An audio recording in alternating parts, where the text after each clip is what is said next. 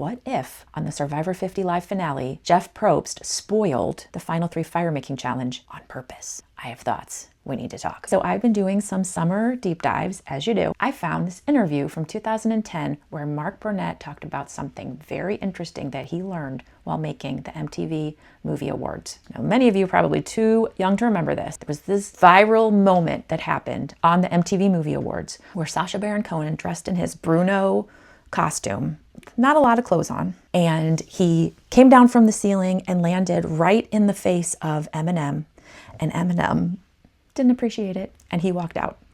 And it created an insane firestorm, a Twitter moment, like before social media was even what it is now. And Mark Burnett said he learned if you create this like spectacle on a live show, you're going to not only bring people into the show that aren't watching, but also you're going to keep people talking about it long after the show is over.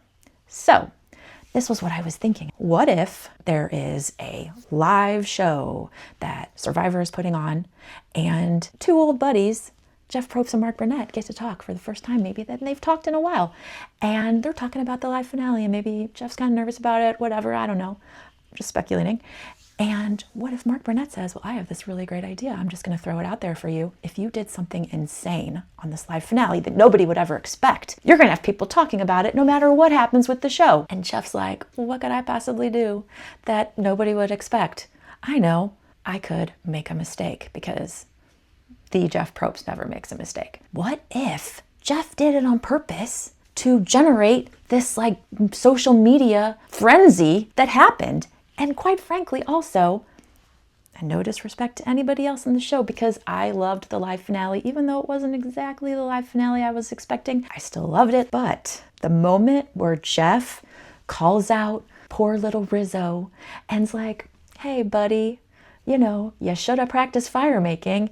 And in Rizzo's mind, he's like, what's happening? This hasn't happened yet. And then Jeff's like, go sit over there. And then everyone's like, and then Jeff's like, what is going on?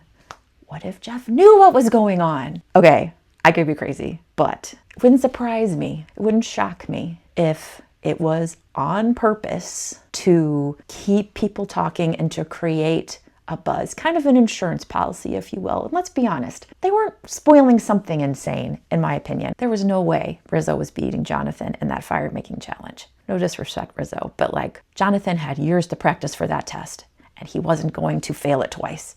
And also, honestly, it's kind of genius. I don't know. What are your thoughts? Do you think it could have been on purpose? I think maybe.